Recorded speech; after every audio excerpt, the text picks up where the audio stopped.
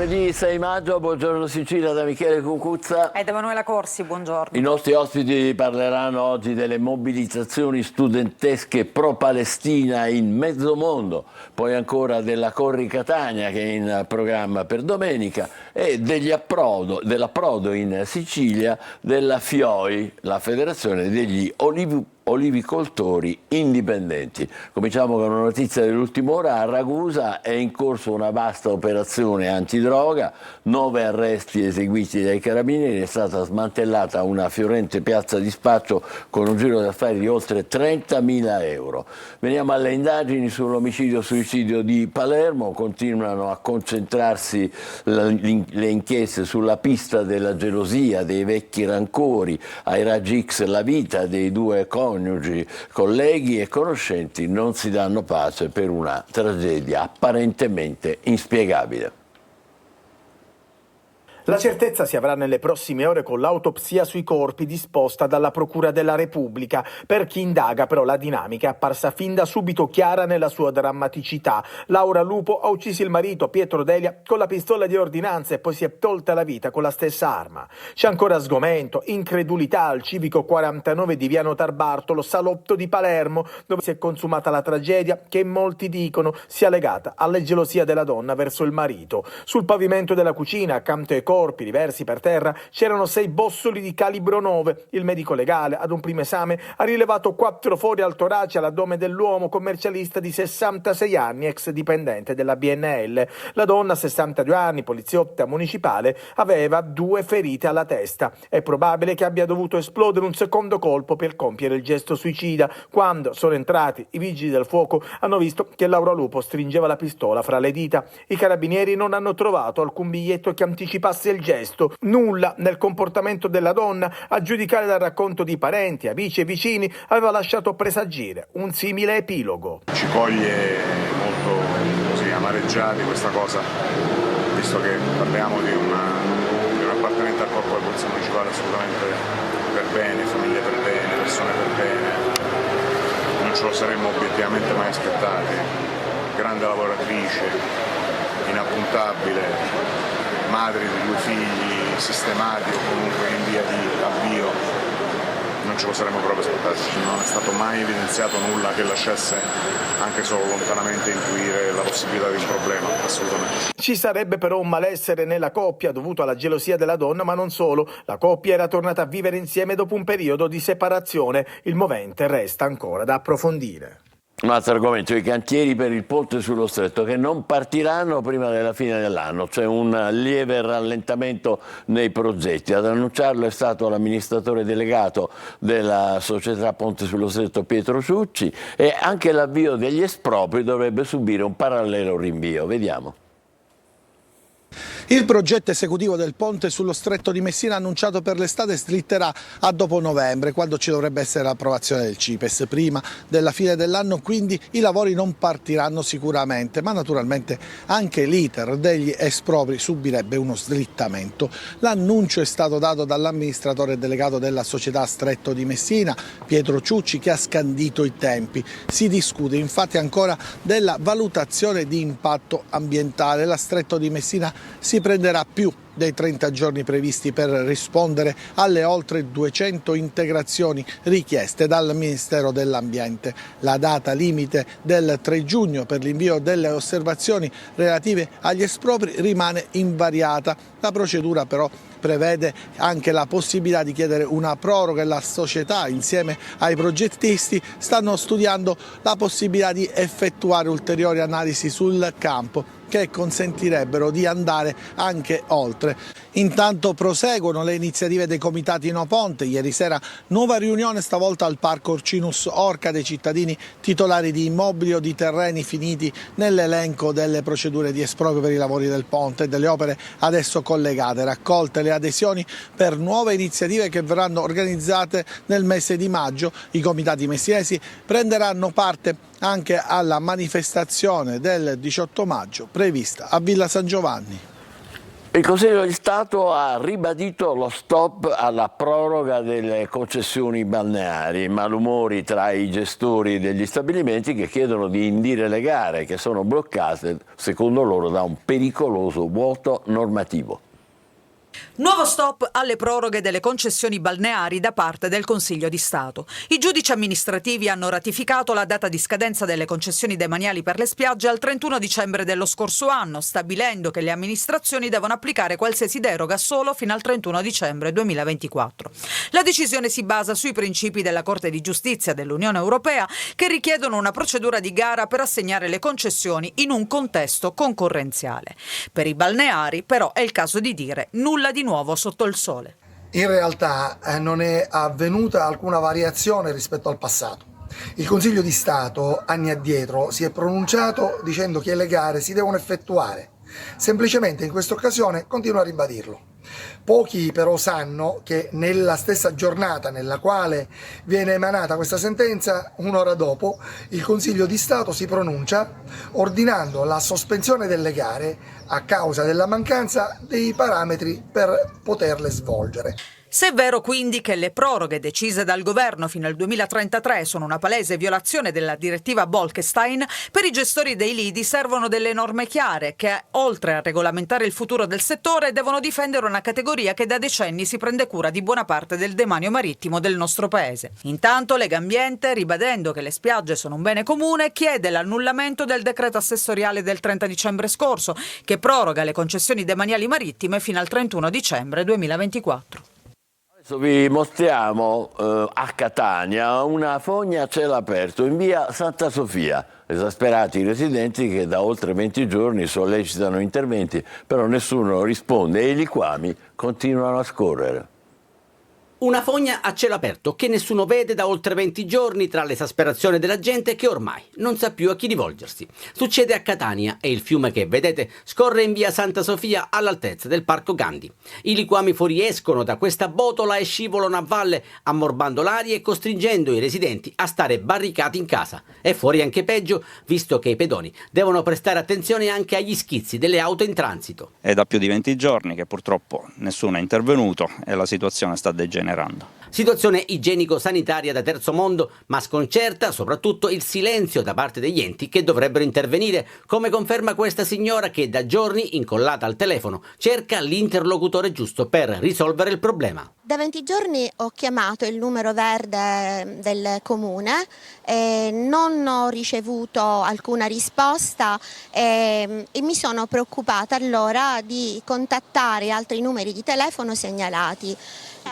Ho incontrato gli operai della multiservizi di Catania che è in chiusura di cancello, per disperazione quasi mi sono rivolta a loro e ho detto ma scusate, chi è che si interessa del sistema fognario a Catania? E loro mi hanno detto no, il comune di Catania non fa più questo servizio ma lo fa la Sidra.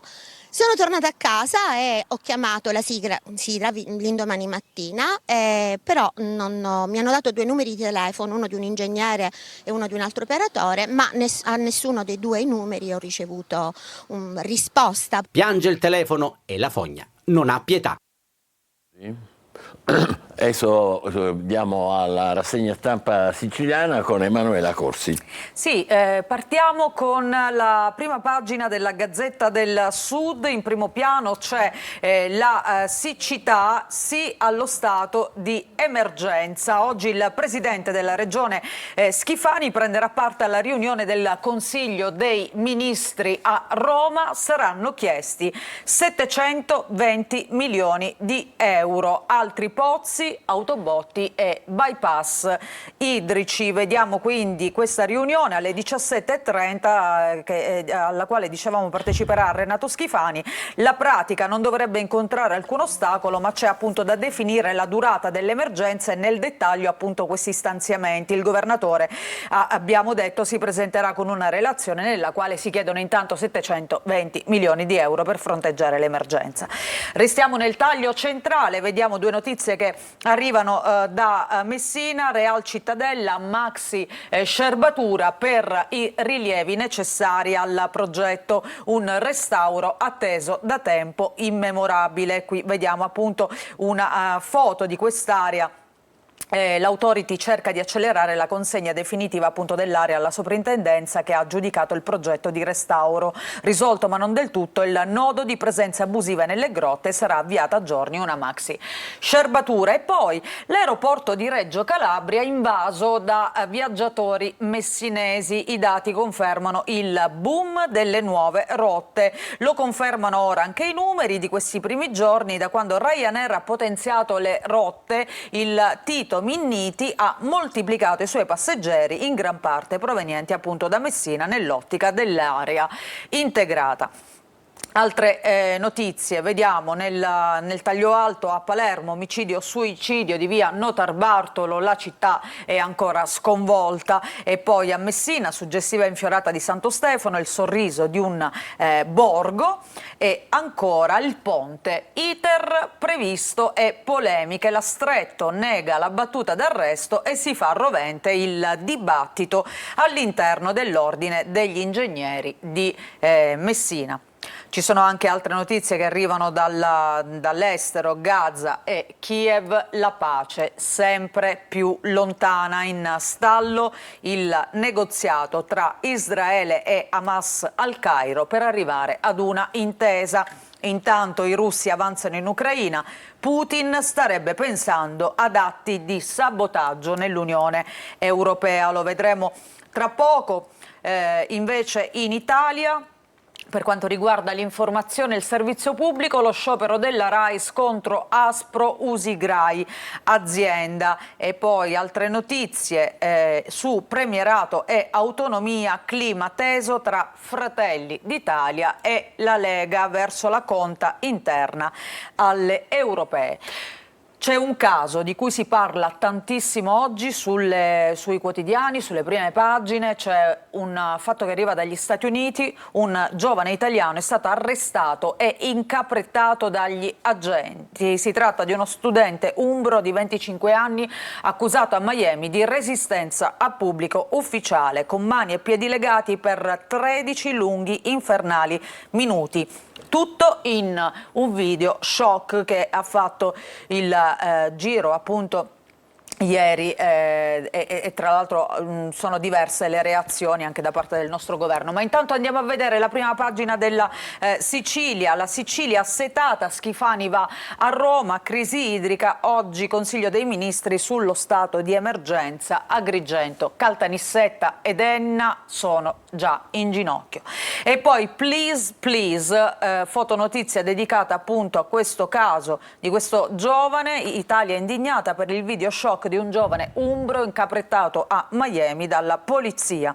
Chiedevo aiuto, potevo morire, queste le sue parole. Autonomia e premierato in aula, Meloni e Salvini si marcano e si apre il fronte della salva casa.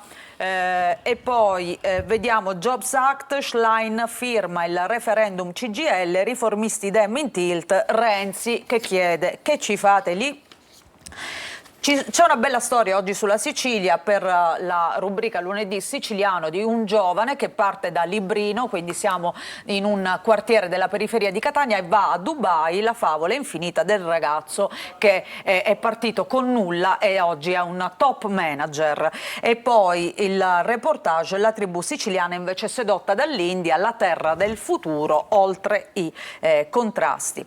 Vediamo altre notizie. A lingua glossa per la cronaca, sbanda e finisce nel dirupo, Centauro di Giardini Naxos è stato recuperato ma resta grave. E poi da Palermo una baby gang in azione, scusa ci dici che ora è? Baby gang picchia ventenne senza un motivo apparente. A Catania sorprendono topi d'auto e tentano di bloccarli. Uno finisce in ospedale. Questo per quanto riguarda la cronaca. Vediamo anche lo sport, il calcio, la Serie C. Il Catania prepara i play-off per la B.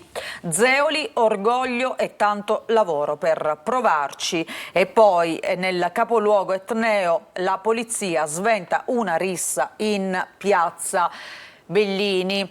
Si torna a parlare del caso di cronaca di Mister Bianco, preso dai carabinieri l'anziano pistolero che ha gambizzato un uomo 2 giorni fa.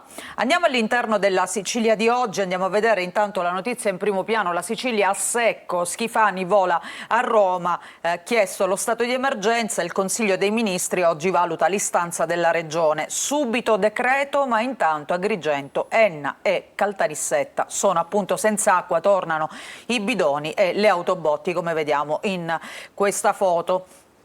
L'Ordine dei tecnologi alimentari chiede spazio nel tavolo regionale. Nel monitoraggio degli invasi servono specialisti sulla qualità dell'acqua, questo sempre per quanto riguarda la crisi idrica. Poi vediamo per la cronaca appunto questa notizia che arriva da Palermo, questa baby gang che ferma un ventenne, dice ci dici che ora è, e poi botte senza un perché, un ventenne dicevamo finisce in ospedale. Andiamo a Lampedusa. Perché in 24 ore sono sbarcati 438 migranti, ma la notizia è un'altra. Lampedusa fa festa perché è stata battezzata Maria, la prima nata da 51 anni sull'isola. Si tratta di una piccola migrante. La prima pagina invece della provincia di Catania ci propone in primo piano il Lungomare Fest. Anche ieri il lungomare liberato dal traffico, meglio di una gita. Un'altra domenica speciale con le attività per bambini e famiglie, trasporto, musica e cultura. Anche ieri in tanti hanno scelto di trascorrere appunto alcune ore nell'area pedonalizzata e qui vediamo una foto di tanti cittadini e turisti in giro sul lungomare. Speronato è ferito per aver tentato di bloccare dei topi d'auto. Grave episodio in via Mancini dove un terzetto di amici aveva scorto i ladri vicino a uno dei loro mezzi. La vittima ha riportato l'infrazione di una costola e indaga adesso la polizia. A Catania rapinò un centro medico nel mese di giugno con sciarpa e cappuccio, ma è stato identificato. Il bottino era di 80 euro. Ad Acireale, ospedale, i dipendenti protestano sulla gestione dell'area del parcheggio. I lavoratori lamentano che quando i posti negli spazi interni riservati sono occupati, la ditta che gestisce l'appalto ha negato l'accesso al presidio anche ai dipendenti. Oggi è previsto un incontro per trovare appunto una soluzione. Per quanto riguarda la viabilità, siamo sempre nel capoluogo etneo. Da questa sera sino a venerdì lavori in notturna nella galleria sulla A18 sulla viale Mediterraneo. Vediamo anche la prima pagina del giornale di Sicilia che mette in primo piano questo omicidio-suicidio. Ai raggi X la vita e le liti dei coniugi della tragedia. Per Laura e Pietro funerali separati. Il movente della gelosia resta la pista principale. L'ipotesi dell'arma della vigilessa tenuta già carica e pronta all'uso. E poi ci sono i ricordi degli amici che parlano di lui, dicono che era un commercialista apprezzato dall'ordine, impegnato pure nella Samot. Giorgio Trizzino, non si può morire così, ci mancherai tantissimo. E poi vediamo altre notizie, migranti a Lampedusa, con il bel tempo abbiamo visto una raffica di sbarchi, oltre 220 arrivi in poche ore, piano di trasferimenti verso Porto Empedocle. Per quanto riguarda lo stato di emergenza per la siccità, oggi dovrebbe arrivare il tanto atteso sì in Consiglio dei Ministri, una riunione a cui parteciperà anche Schifani.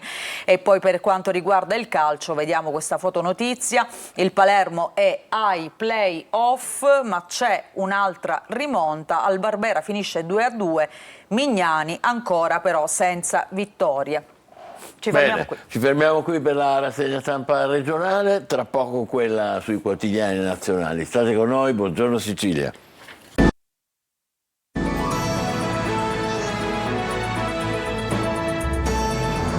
Buongiorno Sicilia, adesso la rassegna stampa nazionale con Emanuela Corsi.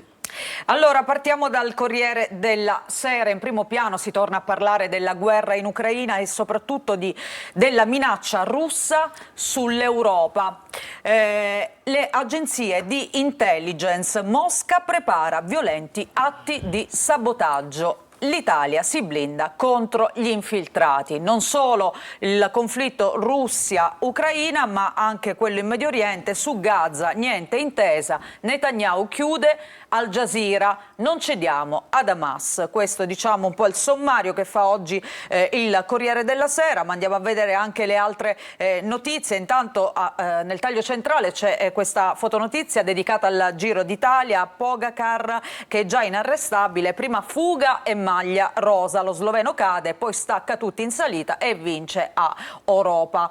E poi l'arresto a Miami, lo studente accusa tortura e shock, questo caso che arriva dalla Florida, la madre: ora voglio giustizia. Annalisa, Elodie e le voci in difesa delle donne. Il concerto all'Arena di Verona, voce e musica contro ogni violenza sulle donne, una, nessuna, 100.000. Il concertone che si è tenuto appunto all'Arena per 2 serate condotte da Amadeus, al via con Mannoia, Annalisa ed Elodie. Tananai, emozioni, appelli a non restare in silenzio. E poi vediamo la riforma di Abodi che fa discutere, conti del calcio, controlli e proteste. Parla Malagò, il presidente del CONI, e dice violata l'autonomia. Andiamo a vedere, questa era la prima pagina, qualche approfondimento. Intanto in primo piano dicevamo questo allarme sulla Russia, atti di sabotaggio nell'Unione Europea. Il Financial Times, secondo i servizi europei, il Cremlino prepara attacchi violenti alle infrastrutture. Andiamo a vedere questa inchiesta. La Russia starebbe progettando attacchi destabilizzanti in vari paesi d'Europa.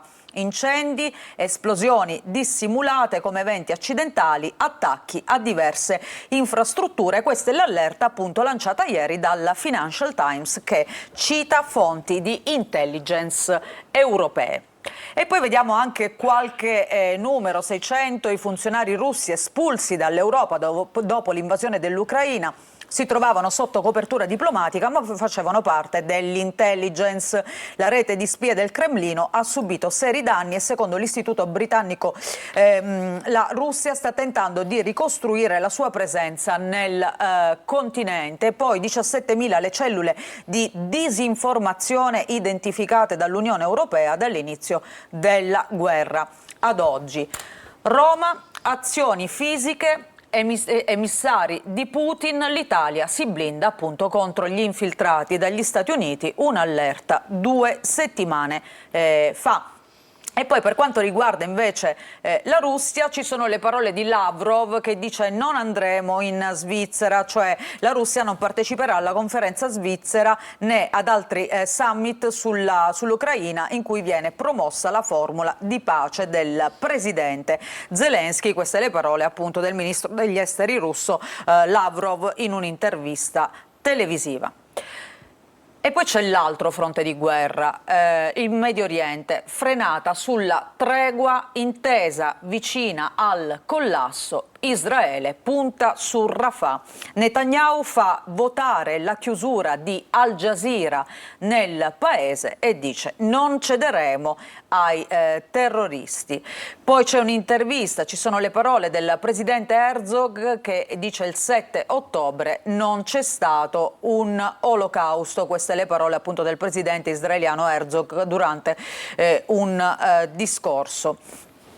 Andiamo a vedere, a proposito di guerra in Medio Oriente, Libero titola così: i deliri pro-Palestina a proposito di quello che sta succedendo nel mondo, a lezione di intifada. Da Milano a Roma, negli atenei italiani, la rivolta contro Israele è sempre più violenta. Assemblee, minacce blitz ai presidi ebraici, il rapporto raddoppiati i crimini antisemiti. Hamas intanto lascia i negoziati di pace, Netanyahu verso l'attacco a Rafah. Restiamo su questa pagina perché c'è un'altra notizia che è in primo piano, cioè Sinner, la saggezza di sapersi fermare. Il tennista non parteciperà ai prossimi internazionali di tennis a Roma. L'ansia del tennista azzurro: torno solo al 100% per un problema all'anca.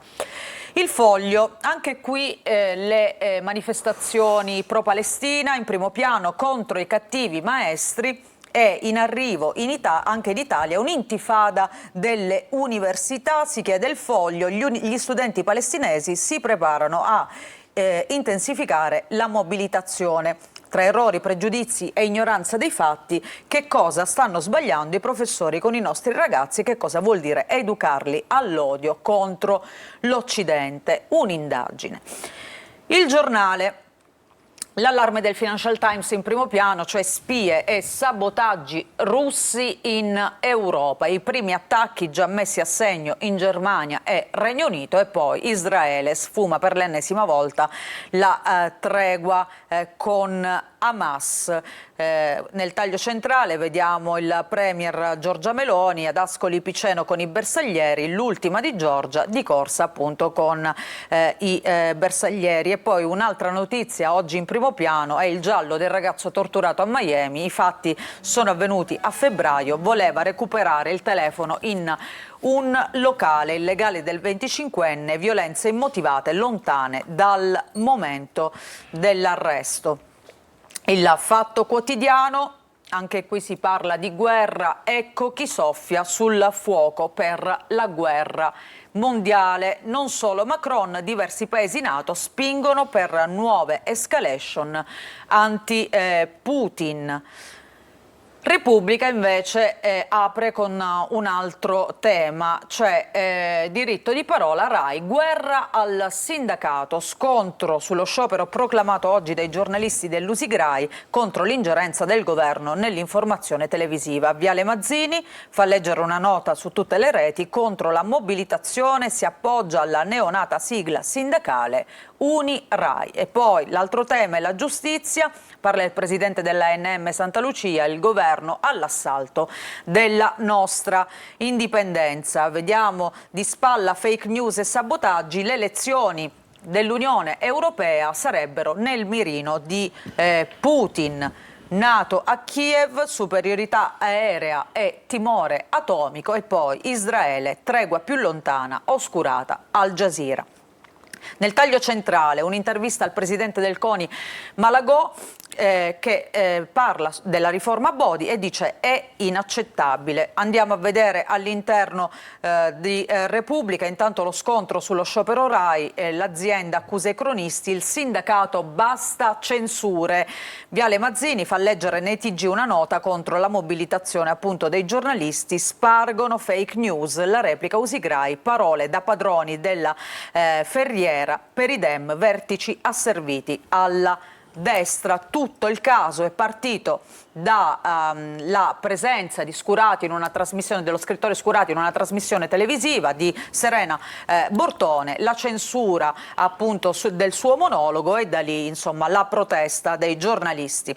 Poi dicevamo un altro scontro è sul piano della politica e della giustizia, per quanto riguarda la riforma del ministro Nordio. Santa Lucia, presidente dell'ANM, dice difendere giustizia e informazione dall'assalto del governo, l'indipendenza è a rischio. E poi l'altro tema invece, la riforma per quanto riguarda il calcio, Giovanni Malagò dice la riforma Bodi sarà una figuraccia in tutto il mondo. Il nodo è in una norma che prevede la nascita di un'agenzia governativa di vigilanza e controllo economico-finanziario sulle società sportive e professionistiche, quindi sulla carta di calcio e di basket, cioè il governo dovrebbe controllare i bilanci delle squadre professionistiche.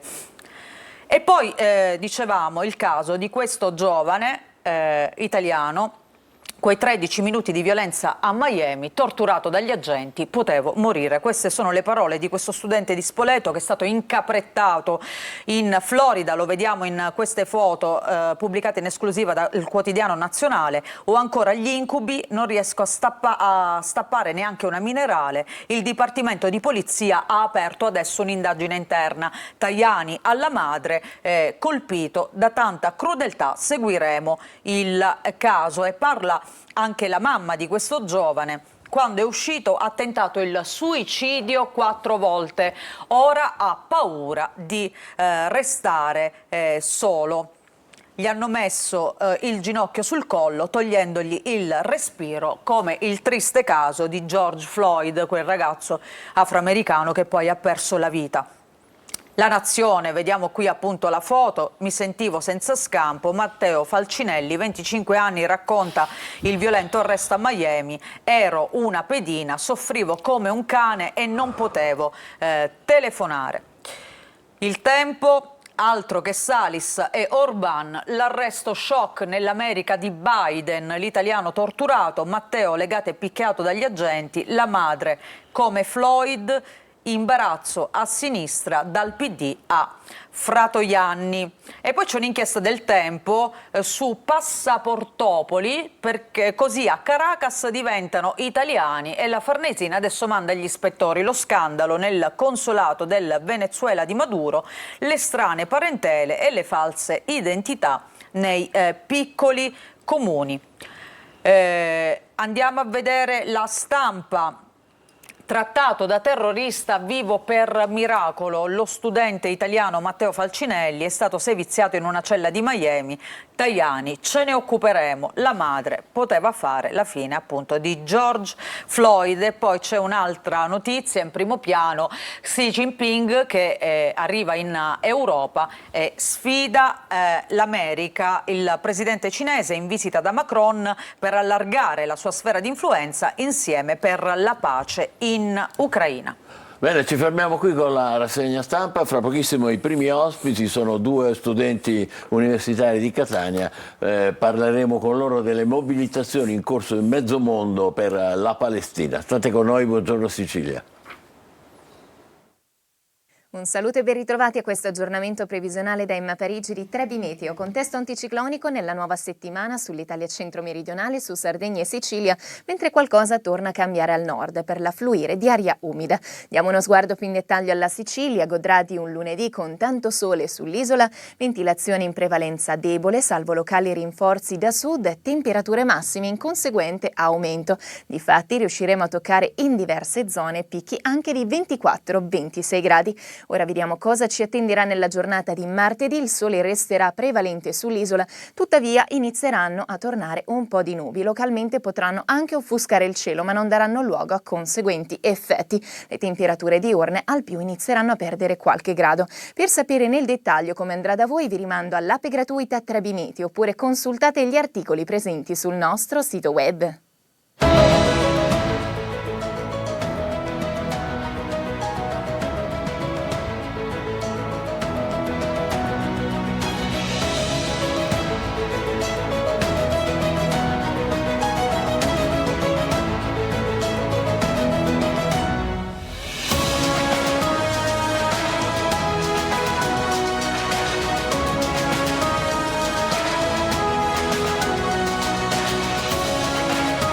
Racconto solo la Sicilia migliore e ve la racconto il sabato sera in prima serata su Antenna Sicilia con Isola Verde, l'occasione migliore per conoscere i luoghi, le storie, le tradizioni, i personaggi, gli eventi di questa terra che non finirà mai di farci innamorare. E allora vi aspetto tutti a bordo di Isola Verde.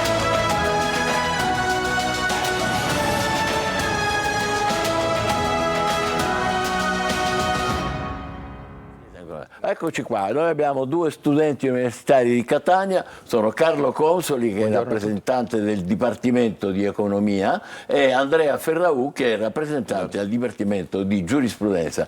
Perché li abbiamo invitati? Perché gli studenti di mezzo mondo si stanno mobilitando a favore della Palestina, in particolare nei campus americani. Tutto è cominciato lì nella California, ma poi anche in Europa, in Francia, e poi ancora siamo arrivati a Città del Messico e cominciano a essere le proteste anche in Italia, alla Sapienza di Roma. Noi ci interrogheremo sul perché di queste manifestazioni e se anche a Catania ci potrà essere qualcosa del genere. Intanto le ultime notizie, Emanuela, sono queste, vediamo se siamo d'accordo. L'invito dell'esercito di Israele rivolto alla popolazione di Rafah, che è l'ultima città a sud di Gaza, dice: lasciate al più presto i civili la città, perché, come ha detto il ministro della difesa Gallant, è pronta l'operazione via terra, cioè significa che sta per arrivare un'invasione o qualcosa di simile, perché le trattative che erano in corso, trattative tra virgolette, che non sono mai decollate, che erano in corso in Egitto, si sono interrotte perché Hamas ha lasciato il tavolo. Allora, che giudizio date di queste mobilitazioni in tutto il mondo, mezzo mondo, nelle università? Allora, sicuramente noi condanniamo questi atti violenti che sono stati effettuati in questi mesi. Da parte di? Sì, da parte sicuramente di questi atti violenti che sono stati fatti in diverse città in Europa e anche nel mondo. Speriamo che ciò a Catania non avvenga, ma neanche nelle altre parti del mondo, e che non continui soprattutto queste violenze. Dal punto di vista della nostra città vediamo che manca, dico fortunatamente, questi atti di violenza, ma vengono anche non avvengono soprattutto perché vediamo disinteresse e disinformazione a riguardo in questo argomento. Quindi noi speriamo che possano avvenire attraverso persone preparate, professionisti, vengano affrontate queste tematiche affinché possano essere effettuate delle conferenze o comunque degli eventi che possono suscitare interesse, ma da un punto di vista pacifico, che appunto possa avvenire un'informazione corretta, che non istigano violenza. Giusto, quindi bene informarsi ma non procedere a atti di violenza. Andrea, nei campus americani invece ci sono stati più di 2000 arresti, perché da molto tempo non succedeva. Nelle università americane ci sono stati gli scontri anche che hanno ricordato un po' quelli del 68 ai tempi della guerra del Vietnam. Che opinione ti sei fatta vi siete fatti voi lì, ne discutete al Dipartimento di Giurisprudenza? Naturalmente sono due situazioni diverse rispetto a quella di 50 anni fa, quando la mobilitazione era fisica. Qua è un po' diverso, però non si allontana troppo, perché oggettivamente lo Stato americano e gli Stati Uniti d'America sono, abbiamo visto, i primi sponsor del governo di Netanyahu, almeno fino a qualche settimana fa, fino a che non si sono dovuti pseudo ritirare per un fattore pratico, e anche legato a queste manifestazioni. Manifestazioni sono state oppresse, naturalmente. Prego. Sono state oppresse per le modalità, che è il problema principale di queste manifestazioni, perché manifestare è giusto farlo, ma è giusto farlo nei modi corretti, senza divagare sulla violenza e sull'odio, perché se proviamo a combattere l'odio con altro odio non andiamo a risolvere niente. Molto saggia questa tua valutazione, il resto corrisponde a quello che ci diceva poco fa Carlo, ma entriamo nel merito delle manifestazioni che sono in corso nelle altre città, diciamo così. Ecco, non c'è il sospetto da parte vostra che dietro questa difesa a tutti i costi dei palestinesi si celi in realtà, si nasconda in realtà un po' di antisemitismo antico, duro a morire? Se posso, secondo me no, perché dobbiamo sempre sottolineare che l'antisemitismo e l'antisionismo sono due concetti totalmente differenti. Quindi io personalmente, dall'opinione che mi sono fatto leggendo e informandomi, l'antisemitismo si potrebbe anche escludere, perché non è quello il fatto, non c'è una questione razziale, anzi Quindi è una questione che riguarda le scelte politiche e militari di Israele e non la questione ebraica, non c'entra nulla secondo voi.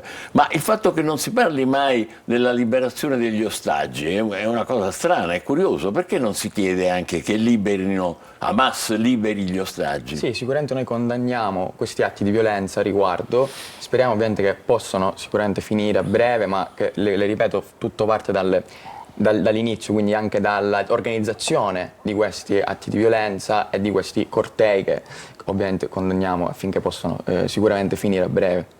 A Catania che cosa? Si prepara qualcosa? Allora, c'è mobilitazione, si discute? Non si discute a riguardo, come detto precedentemente il punto principale è la disinformazione, ma nel caso in cui dovessero essere fatti in questo modo, speriamo che ovviamente ciò non avvenga, perché come detto recentemente queste manifestazioni devono servire a informare gli studenti e tutti coloro che hanno interesse a riguardo, ma soprattutto non devono portare violenza. Cioè, ecco, scusa, ti interrompo perché stiamo vedendo qua delle immagini dove ci facevano vedere esattamente l'opposto di quello che dicevi tu, cioè più o meno, insomma, diciamo, bandiere palestinesi con i cordoni di polizia. Qui non so se non siamo più in Italia. Continua pure. Sì, dicevo semplicemente che per quanto riguarda le manifestazioni all'interno della nostra città, se dovessero avvenire, speriamo che non avvengano in queste modalità, affinché non ci possano essere scontri contro i pubblici ufficiali, contro i poliziotti, tutti coloro che ovviamente cercano di mantenere l'ordine a riguardo. Perché il 25 aprile invece sono state bruciate le bandiere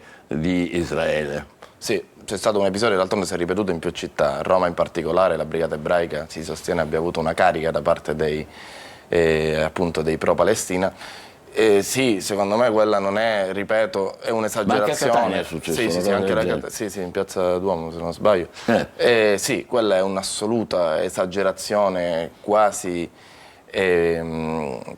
a far vedere che non si ha paura dello Stato di Israele, che si pensi, però è un'esagerazione totalmente errata e anche proprio decontestualizzata, perché si esce fuori da quello, cioè se si va a difendere i palestinesi non si può bruciare la Quindi bandiera. lo condannate e naturalmente pensate sia opera di minoranza. Ma perché parli di disinformazione? È curioso, come si fa a essere disinformati visto che i giornali non fanno altro che parlare di questo? Allora, innanzitutto diciamo che il corteo, comunque la manifestazione, a prescindere serve per l'informazione. Ora sappiamo ovviamente che, come ha detto lei,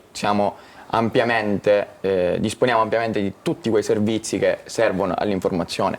Ma non Anche se ora Israele ha oscurato Al Jazeera, accusandola naturalmente, come è noto, di essere portavoce di Hamas. Al Jazeera è una televisione del Golfo e quindi è una televisione molto vicina ai palestinesi, diciamo così. Prego. Sì, allora diciamo che questi sono tutti quei metodi classici informativi come i social media o comunque i telegiornali, eccetera, eccetera. Noi desideriamo che tutto ciò avvenga all'interno o dell'Ateneo o comunque all'interno degli studenti, che possono essere fatte da persone preparate, intellettuali, professionisti, vengono affrontate le tematiche, vengono spiegate tutte quelle dinamiche che non vediamo all'interno dei quotidiani o comunque di tutti i media informativi a riguardo, e che possono essere anche dettate delle disposizioni affinché si possa o manifestare correttamente o comunque informare gli studenti della situazione attuale. Perché non prevedete dei dibattiti, dei convegni con appunto docenti, esperti, anche qualcuno che ha viaggiato, che conosce giornalisti, non so, vostra scelta, che conoscono bene quell'area? Sì, assolutamente si dovrebbe fare, perché è giusto, la cultura, l'informazione, c'è l'unico modo, e soprattutto la storia, perché in questo fattore viene sottovalutata, perché molti sostengono che tutta la questione palestinese inizia il 7 ottobre, quando sappiamo benissimo che inizia quasi 70 anni fa, quindi è tutta una questione storica, di cultura, di informazione, che è l'unico modo per poter effettivamente sconfiggere una violenza tale come quella che sta avvenendo negli ultimi mesi. Quindi noi provvederemo assolutamente, già ne avevamo parlato in precedenza, anche prima di essere stati invitati, devo dire, di poterci iniziare a muovere per provare a fare qualcosa di concreto con i mezzi che abbiamo. Bene, è quello che ci aspettiamo, dunque grazie per essere stati con noi, quindi probabilmente anche grazie alla vostra iniziativa ci saranno anche nelle università di Catania delle riunioni di dibattito, di discussione, piuttosto che invece dei cortei che poi nascono e muoiono e finiscono lì. Grazie mille, in bocca al lupo naturalmente per il vostro lavoro. Vi laureate quando? Sì, io a fine mese. In che cosa? In economia aziendale. Bene, complimenti. E tu Io ancora sono al terzo anno di giurisprudenza, quindi un altro po'. Diventerai avvocato, magistrato? Mi auguro di sì, avvocato. Avvocato. E allora, in bocca al lupo anche per questo. Grazie. Complimenti. Adesso ci fermiamo e poi tra poco parleremo di Corri Catania che si sta per preparare per domenica prossima. State con noi, buongiorno Sicilia.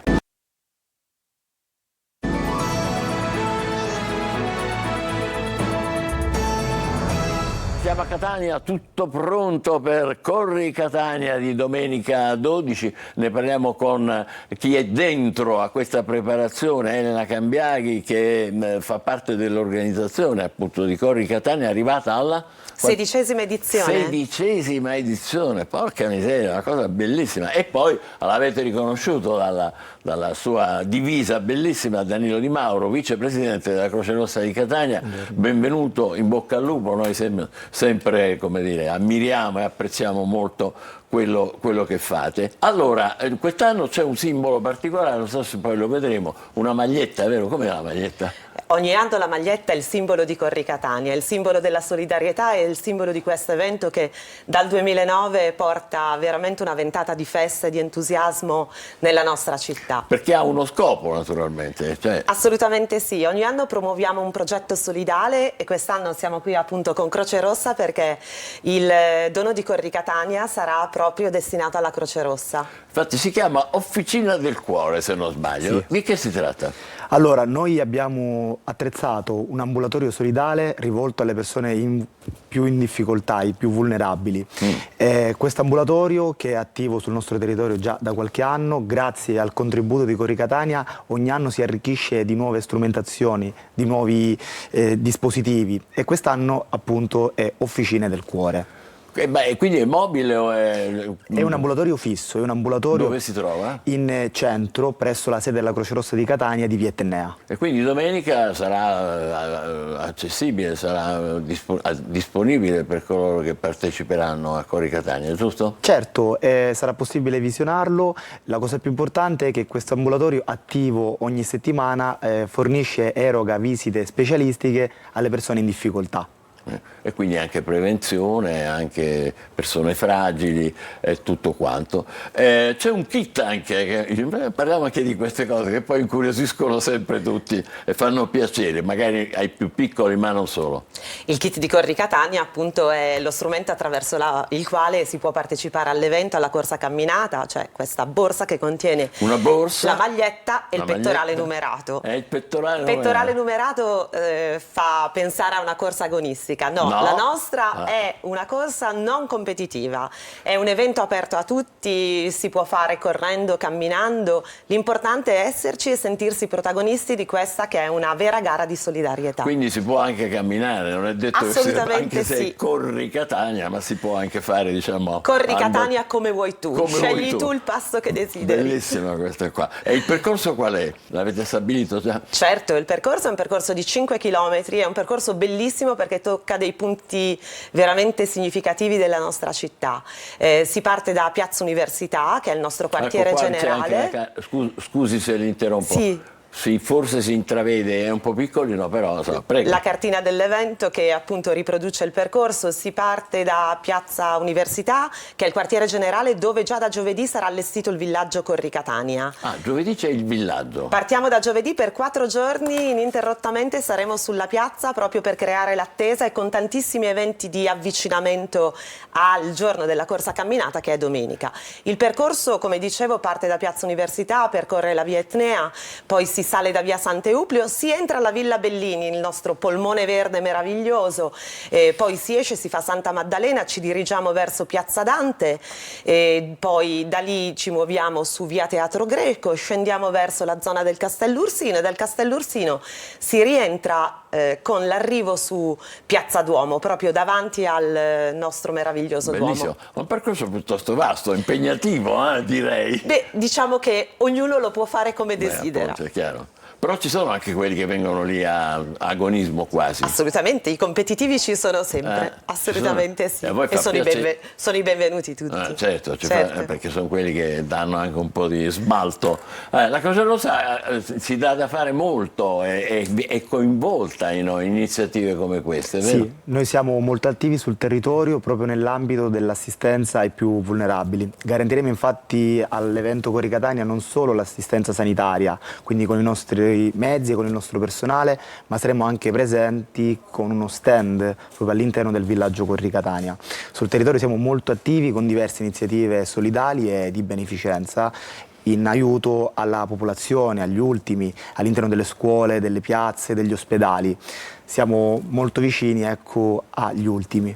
Ma è vero, non c'è bisogno della mia conferma, ma voglio dire, noi parliamo spesso di voi, per esempio per Lampedusa, perché ovviamente lì l'hotspot lo gestite voi, da quando lo gestite voi le cose sono, per quello che è possibile, migliorate, naturalmente c'è un'organizzazione molto maggiore. Poi c'è adesso qua il problema di affrontare tutte le questioni che sono legate, speriamo non arrivi nulla, ma che ne so, siccità, incendi, cose del genere, lì la vostra mobilitazione è sempre fondamentale. C'è una componente importante di volontari nella Croce Rossa, vero? Sì, come Comitato di Catania siamo oltre 1000 i volontari che ne fanno parte. A Catania 1000? Sì, più di 1000. Più di 1000? Esatto. È una cifra consistente. Sì, siamo uno dei comitati con un maggior numero di volontari d'Italia. Ecco, ma scusi se ritorno, quindi che sono? Giovani, ragazzi, studenti, professionisti? Chi sono? Allora, i volontari di Croce Rossa sono i cittadini, quindi persone che provengono dalla comunità, dalla città. Noi abbiamo molti studenti, abbiamo professionisti, abbiamo persone in pensione, quindi chiunque può fornire il proprio contributo diventando volontario di Croce Rossa. Abbiamo molti ragazzi, molti giovani, ma anche persone che più stiamo adulte. vedendo è molto bella. Lei le può vedere là in alto sullo schermo, sì, o in basso, come vuole. Prego. Quindi siamo impegnati con moltissime iniziative e soprattutto siamo davvero tanti. Sì, davvero, perché poi avete un'immagine molto bella, molto sana, è vero? È vero, e anche questa è una delle ragioni per la quale noi abbiamo più volte scelto la Croce Rossa come destinatario del dono di Corri Catania. Sono una garanzia per il territorio, sono veramente tanti, ma non è solo la quantità, è anche la qualità delle persone che compongono il comitato, che oggi vorrei salutare Stefano Principato, che è il presidente al saluto anche noi. Del comitato di Catania di Croce Rossa, che avrebbe voluto essere qui con noi, però per impegni di lavoro non è riuscito a esserci, ma lui porta questa grande grinta, grande passione che trasmette veramente a tutti i volontari. Ma allora, loro sono più di 1000 i volontari.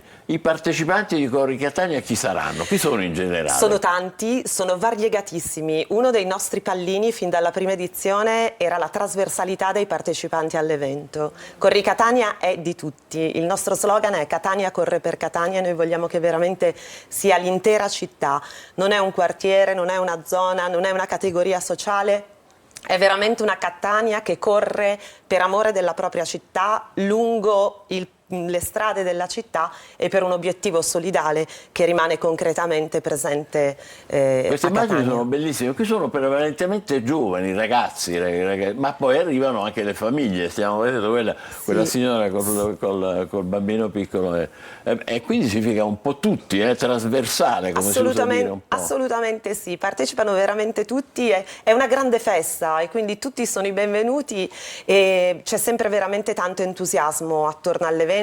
Ieri abbiamo fatto l'ultimo stand in occasione del Lungomare Fest e veramente siamo stati abbracciati dalla città che aspetta con ansia la 16ª edizione. E questo è estremamente positivo, così come se mi posso permettere, i volontari, questo ci saluta ed è molto simpatico a farlo, così come i volontari della Croce Rossa, ha anche un significato, cioè non è soltanto una domenica per fare qualcosa di diverso, significa anche un atteggiamento rispetto agli altri, rispetto alla città, o sbaglio? È giustissimo quello che dice, è veramente un approccio nei confronti della città, nei confronti dei più fragili.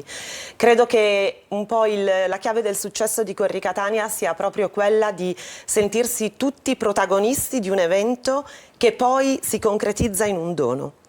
Molto bello. Allora, in bocca al lupo e continuerete la preparazione in questi giorni? Assolutamente, giorni frenetici. Fra poco abbiamo la conferenza stampa proprio al Comune e noi vi ringraziamo perché voi ci seguite sempre, anche l'anno scorso. E quindi... Anche domenica saremo lì di corsa. Assolutamente, ma veramente vi aspettiamo di corsa. Ma uno che vuole partecipare non ne sa nulla, ha sentito il programma, adesso che deve fare? Facilissimo, da giovedì in Piazza Università avremo il villaggio e in quell'occasione per 4 giorni avremo a disposizione i kit per poter partecipare a Corri Catania. Bianca Corri Catania, che poi si correrà domenica a partire dalle... Alle 10 in punto il via da Piazza Università. Perfetto. Bene, allora in bocca al lupo e grazie e complimenti naturalmente a Danilo Di Mauro della Croce Rossa. Adesso noi parleremo di altri argomenti, l'attività economica in Sicilia, in particolare gli olivicoltori. State con noi, buongiorno Sicilia.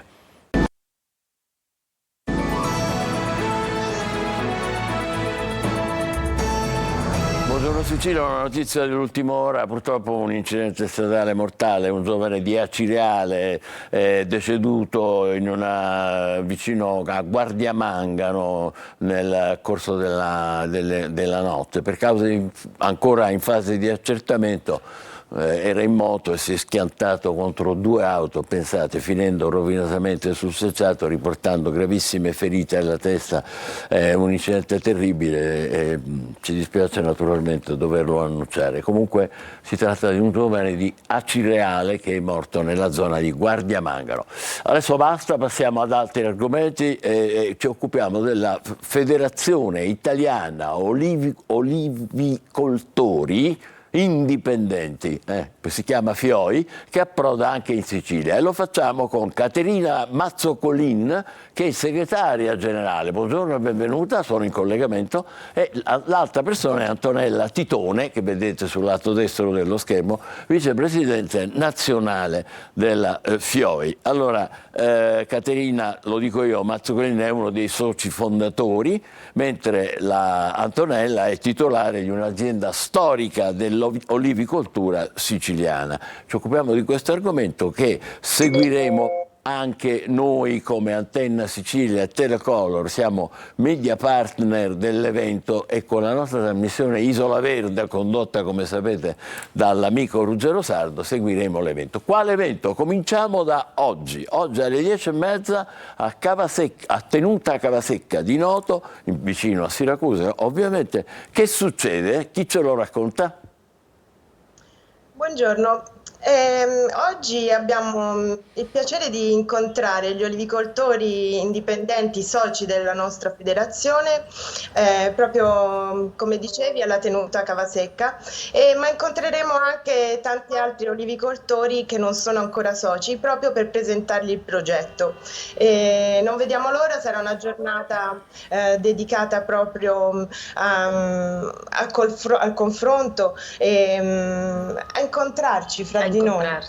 Ci saranno anche molti ospiti e voi sarete presenti con noi e quindi questo è bellissimo e vi ringraziamo molto per questa. Ma noi siamo contentissimi, poi c'è Ruggero Sardo con Isola Verde, è una cosa bellissima. Ma quindi nasce che cosa? Una federazione? Sì, la Federazione degli Olivicoltori Indipendenti. Intanto, prima di tutto, c'è da dire che in Italia che l'Italia è l'unico paese al mondo ad avere quasi 600 varietà di olive. E questo patrimonio incredibile che abbiamo ormai da 30 anni viene valorizzato da dei produttori che sono specializzati nella realizzazione di oli che esprimono queste varietà, che tirano fuori i propri profumi delle singole varietà nostre locali di ogni regione. Bene. E quindi questo lavoro va valorizzato e protetto. Antonella, lei fa parte di questo gruppo bellissimo siciliano che ha una tradizione antica, millenaria, è vero? Sì, è un'associazione bellissima che ci vede coinvolti, è sorta qualche anno fa raggruppando gli olivicoltori provenienti da tutte le regioni italiane e oggi siamo un gruppo importante, contiamo almeno 100 soci e siamo molto uniti, insieme coesi. Esiste lo scambio di opinione, lo scambio culturale, siamo veramente una forza in grado di cambiare e di fare qualcosa di buono nel campo dell'olivicoltura. Certo, perché come sempre l'unione fa la forza e costituirsi in federazione non può che rafforzare naturalmente anche l'attività delle singole aziende come la sua, pure gloriosa. Ma io parlavo anche del patrimonio proprio storico che ha la Sicilia da questo punto di vista, è vero? Sì, la Sicilia vanta una tradizione millenaria. Ci sono delle zone dove proprio l'olivo risale agli arabi, ai greci, e portiamo avanti il processo, il valore dell'olio che rappresenta veramente il nostro oro verde. L'oro verde, è bellissimo questo, è importante che tutti noi ne siamo consapevoli. Peraltro la Sicilia è un'isola biologica, naturalmente biologica, e piena di olivi secolari, e quindi questo è un valore aggiunto che va portato avanti, va fatto conoscere agli altri, al mondo. Certo, ci sono varietà antichissime, io ce n'ho qui sotto, me le hanno elencate, sono bellissime, voi ne potete aggiungere altre naturalmente che siete le esperte. Biancolilla, Cerasuola, Moresca, quali altri ancora? Sì, la nocellara del Belice, ma anche la nocellara etnea. La Sicilia conta almeno 50 varietà, ha un patrimonio genetico molto complesso e che è in grado di esprimere odori e sapori unici, incredibili, che la rendono unica. E poi ha una diffusione, scusi l'interrompo, ha una diffusione vastissima, perché siamo nel Trapanese, nel Belice, alle parti di Mazara, alle parti dei Monti Iblei, l'Etna, le colline di Enna, di Caltanissetta.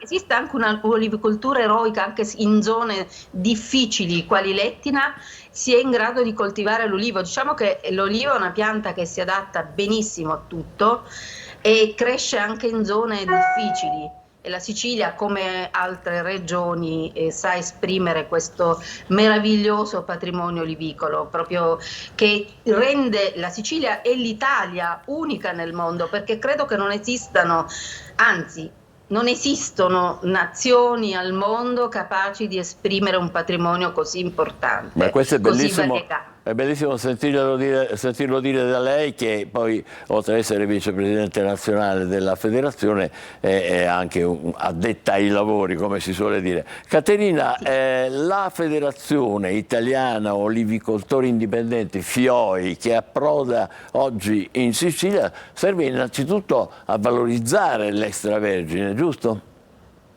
Sì, l'extravergine, ma soprattutto direi l'olivicoltore, perché è proprio la figura professionale dell'olivicoltore che non è assolutamente considerata dalle istituzioni, cioè viene presa in considerazione l'extravergine o la produzione, ma a capo di questo prodotto c'è un olivicoltore che fa ricerca, che impiega tantissime risorse personali, private, per estrarre i profumi dai propri oli. Noi come federazione siamo a sostegno degli olivicoltori proprio per creare una squadra fra di loro, cercare di creare un network che li possa anche mettere nelle condizioni di condividere le buone pratiche, perché noi diciamo sempre un olio mediocre, un olio che è semplicemente buono, ma che non esprime i profumi delle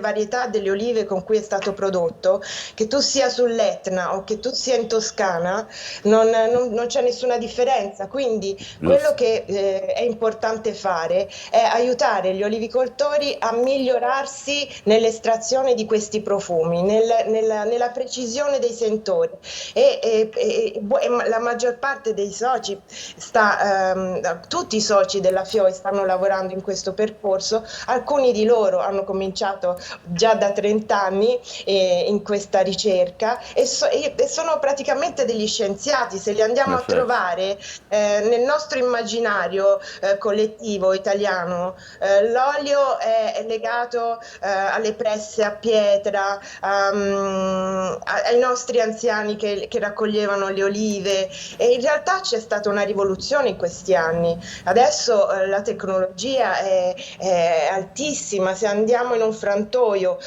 di quelli proprio perfetti per estrarre questi profumi, vediamo dei macchinari che sono modernissimi, ambienti molto puliti, cioè sono dei laboratori, e gli olivicoltori che si confrontano con questa estrazione sono assolutamente degli scienziati. Esiste proprio una figura importante e questo grazie anche alle nuove generazioni che si sono sostituite alle vecchie, per carità, con tutto rispetto, ci hanno tramandato la storia, però i giovani sono riusciti a studiare, andare avanti e a trattare la materia olive e la materia olio con quella professionalità, con una professionalità nuova. Ed è questo che noi oggi vogliamo fare sapere, che vogliamo portare avanti. È la federazione di cui lei è vicepresidente nazionale, promuove e assiste le piccole e medie aziende artigiane che stanno facendo questo processo. Certo, questo è gli obiettivi, creare delle reti di coesione, creare anche degli strumenti a chi si avvicina al mondo dell'olio per crescere. Nel nostro sito, nelle nostre riunioni si parla sempre di questo. Già, per esempio, evidenziamo i nostri soci dei servizi, perché FIOI è anche un'associazione che serve per dare dei servizi a chi si avvicina al mondo dell'olio, per aiutarlo a crescere e migliorare, perché FIOI è partito come una tavola rotonda tra dei cavalieri che si univano, che avevano alle spalle una storia e che si sono messi in discussione, si sono aiutati, e ha allargato le proprie braccia a tutti gli olivicoltori che, dico, animati di buona volontà, che vogliono crescere con onestà, perché abbiamo anche dei principi etici importanti che portiamo avanti, perché non è solo olio ma è anche etica. E a questo noi teniamo molto. E questo è molto importante che lei lo sottolinei. Prego. Non ho voluto interrompere nessuno. No, ho espresso già abbastanza il pensiero. Bene. Allora, l'appuntamento di oggi lo ribadiamo alle 10:30 alla tenuta Cavasecca di Noto, che naturalmente è vicino a Siracusa. Lì c'è il poster che lo annuncia, vedete anche i simboli delle nostre televisioni, delle nostre reti, Antenna Sicilia, Telecolor, e poi Isola Verde, condotta da Ruggero Sardo, che è, come dire, media partner, come si dice, di questo evento, che serve soprattutto per rafforzare una realtà che è molto vasta, molto importante anche nell'economia siciliana, come abbiamo sentito. Grazie a Caterina Mazzocolin, grazie a Antonella Titone, che troveremo più tardi nel corso di questa presentazione dello sbarco della FIOI, la Federazione Italiana Olivicoltori Indipendenti, anche in Sicilia. Grazie ancora e buon lavoro. Grazie, vi aspettiamo. Adesso è il momento per noi di dare spazio all'almanacco, e ne approfitto per dire ancora una volta, come vedete qui dietro, buongiorno Sicilia. Il 6 maggio di ogni anno si celebra la giornata mondiale del colore, durante la quale i bambini e gli adolescenti di tutto il mondo sono chiamati a dare sfogo alla loro fantasia e usare matite, pennarelli, tempere e pastelli per riempire di tante tonalità diverse i propri disegni preferiti. L'iniziativa è stata ideata nel 2008 dall'azienda tedesca Staedtler, con l'obiettivo di incentivare la curiosità nei più giovani e sensibilizzarli nei confronti di tematiche importanti.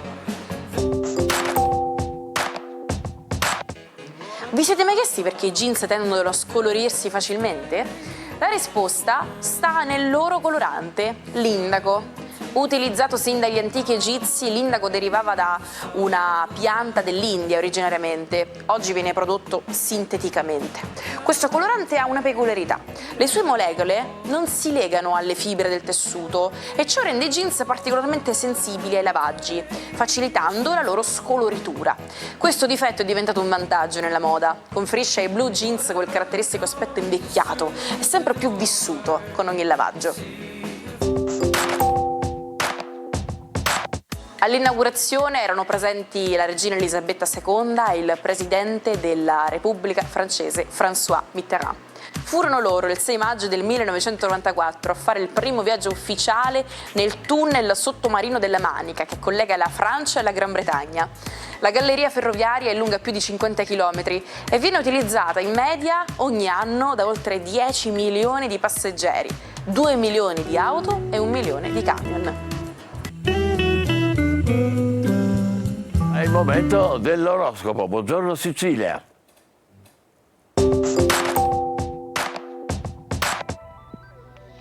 Buongiorno e buon inizio settimana ai 12. Oggi una forte luna in Ariete si rende capitano di azioni che motivano tutto lo zodiaco. Vediamo come. Ariete. Luna dalla vostra parte oggi, un po' di nostalgia e sentimento, congiungendosi peraltro a Mercurio che ha ripreso un po' il suo moto. Ecco che adesso parlare di sentimenti è più facile. Toro. La giornata di oggi con la vostra bella Venere sembra rischiarata da positività, eppure qualche contrasto con Plutone potrebbero far affiorare dei non detti o dei reconditi dentro la coppia. Ebbene, è il caso di parlare chiari e di essere franchi con il partner. Gemelli.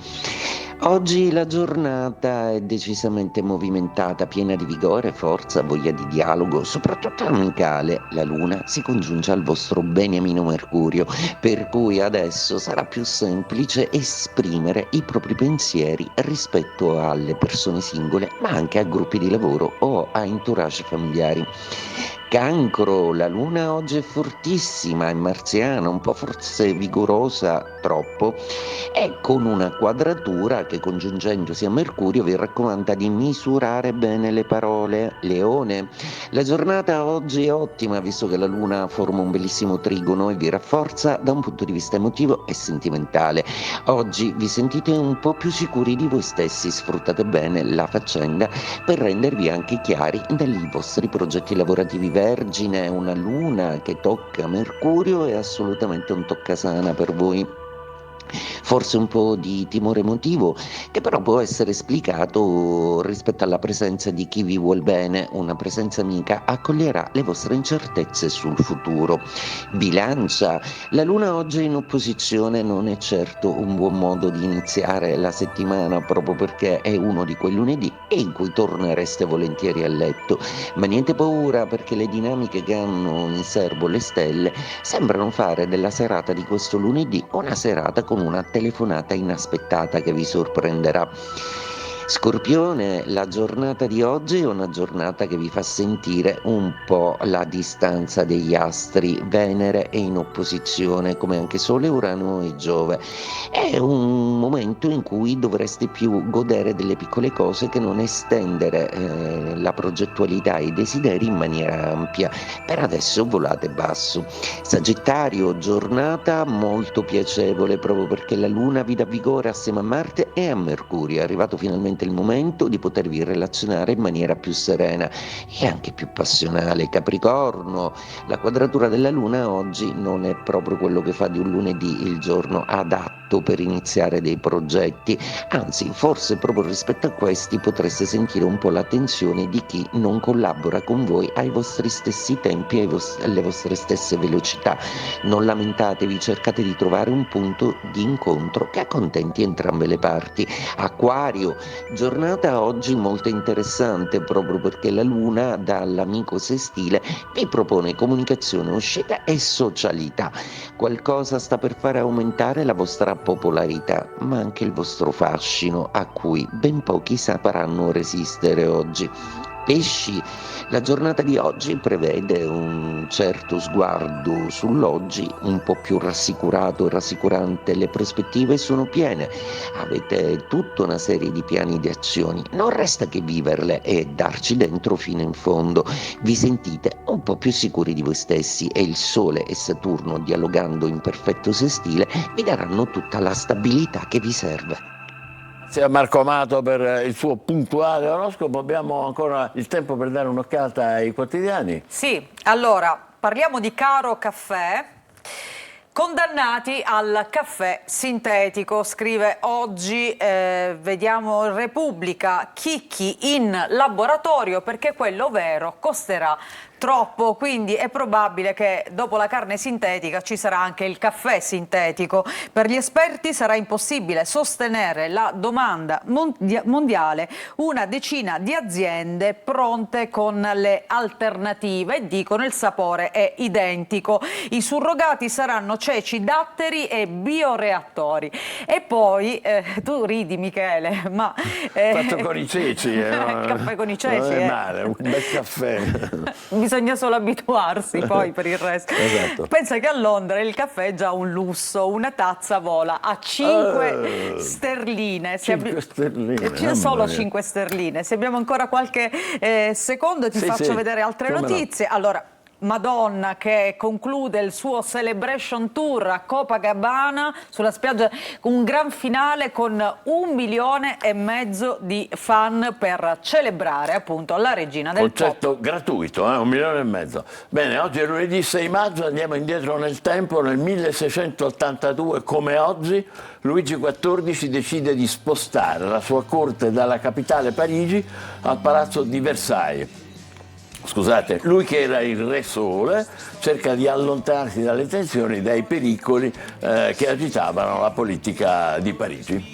Il 6 maggio 1840 viene introdotto il penny black in Gran Bretagna. Si tratta del primo francobollo adesivo della storia e presentava l'immagine di Regina Vittoria, lo vediamo in questa foto. E poi tornando indietro al 6 maggio 1889 Parigi celebra l'apertura al pubblico della Torre Eiffel. Inaugurata appena un mese prima, questa straordinaria struttura in ferro progettata da Gustave Eiffel era stata originariamente costruita per l'esposizione universale, diventando poi chiaramente uno dei simboli più iconici della Francia. Il 6 maggio del 94 nasce un'altra impresa ingegneristica di cui abbiamo appena parlato, il tunnel della Manica, il più lungo tunnel sottomarino del mondo che lega, come sapete, Regno Unito alla Francia. Il 6 maggio 2004 si chiude un capitolo della storia della televisione americana con la trasmissione dell'ultimo episodio della serie Friends.